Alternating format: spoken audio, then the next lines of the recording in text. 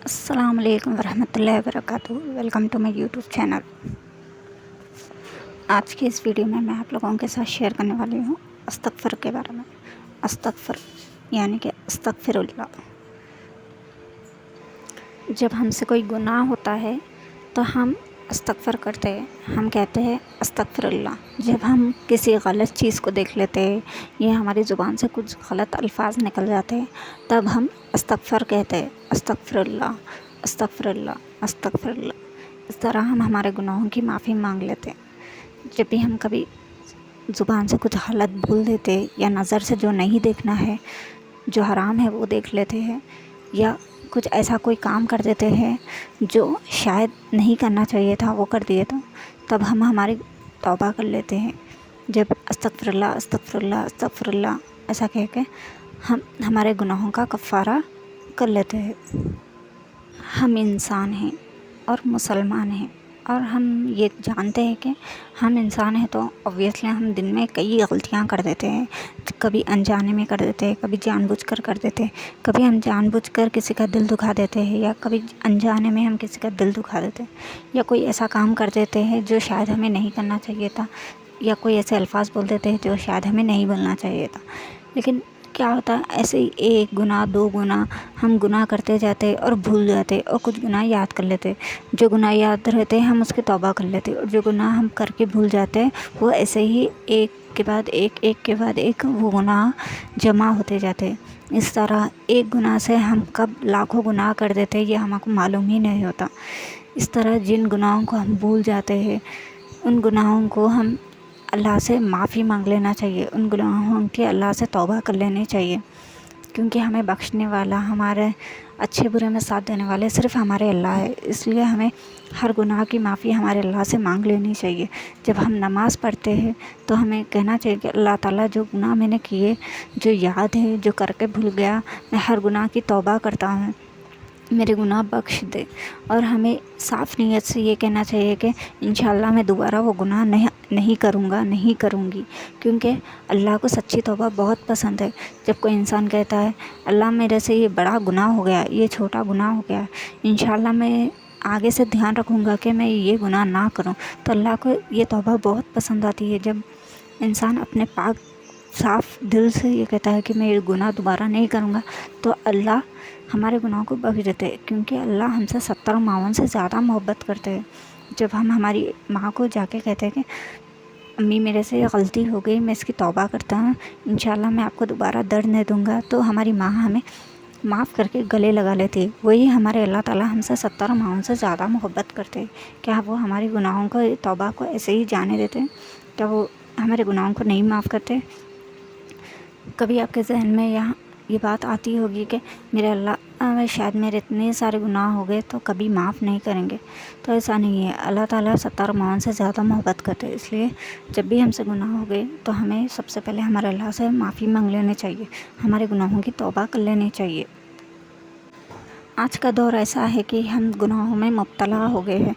दिन रात हम मोबाइल यूज़ करते हैं।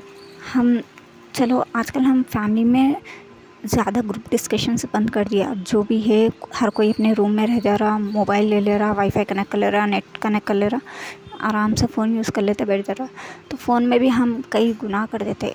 कभी हम चैट करते वक्त किसी को कुछ बड़ी बात बोल देते, या सोशल मीडिया का ज़माना है, कुछ हम ऐसे ऐसे पोस्ट देख लेते जो शायद हमें नहीं देखने चाहिए, जो हमारे लिए हलाल ना हो। कुछ ऐसे बातें पढ़ लेते हैं जो शायद ख़राब बातें हो। ऐसे गुनाहों का प्रूफ कौन है? अल्लाह ताला है। हम अकेले में कुछ भी ऐसे कुछ पोस्ट देख लेते हैं जो शायद नहीं देखना हो, जो शायद गलत हो। हम वो कर लिए बाद में हमारे गुनाहों का प्रूफ, वो गुनाहों का गवाह हमारे अल्लाह ताला होते हैं। जब कोई इंसान हमारे गुनाहों का गवाह होता है तो हम कितना डरते हैं, अरे ये इंसान जाके किसी और के सामने बोल दिया तो हमारे गुनाहों के बारे में, ऐसा सोच के हम टेंशन ले लेते हैं। वही हमारे गुनाह का गवाह जब अल्लाह ताला है तो अल्लाह ताला हमें इस दुनिया को छोड़कर कभी ना कभी तो मरना ही है, तो हम सीधा हमारे अल्लाह ताला के पास जाएंगे।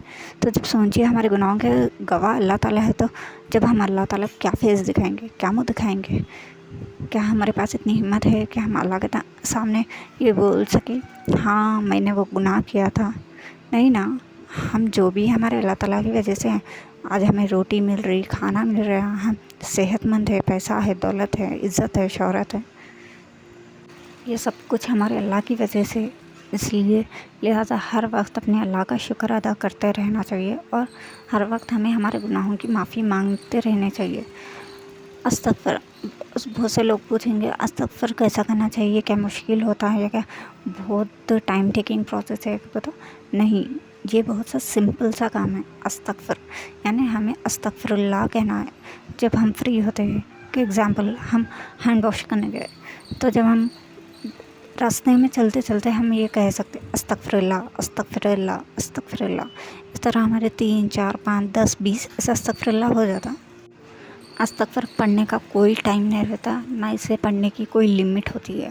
جب ہم لائف میں ہمارے انلمیٹڈ ٹینشنس آ جائے، پرابلمس آ جائے، تو ہمیں سب سے پہلے ہمارے گناہوں کی توبہ شروع کر دینی چاہیے. استغفر اللہ اس کا مطلب یہ نہیں ہے کہ جب ہماری لائف میں صرف ٹینشن آ جائے ہمیں توبہ کرنا چاہیے. سب سے مین یہ ہے کہ ہمیں زندگی میں عادت بنا لینی چاہیے. جب ہمیں ٹائم ملا یا ہم کو دن میں تھوڑا سا ٹائم نکال کر ہمارے گناہوں کی توبہ کر لینی چاہیے. کیونکہ موت کب آتی یہ ہم سب کو نہیں معلوم، کس کی موت کب ہے یہ ہمیں نہیں معلوم. اس لیے لہٰذا ہمیں اپنے وقت میں سے، ہمارے کام کے بیچ میں سے ٹائم نکال کر ہمارے گناہوں کی توبہ کر لینی چاہیے.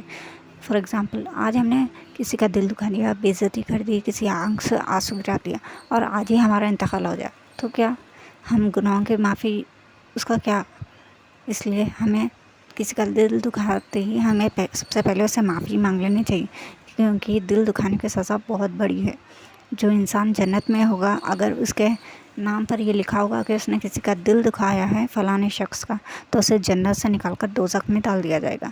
اس لیے لہٰذا جب بھی ہم کچھ بات کریں، کچھ بولے، کچھ کریں تو اس بات کا ہمیں تھوڑا لحاظ کر لینا چاہیے کہ ہم کیا بول رہے ہیں، کیا ہم بول رہے سے بات صحیح ہے یا غلط ہے، کیا ہماری بات سے کسی کو تکلیف ہوتی، کیا یہ سوچ کر ہمیں بولنا چاہیے.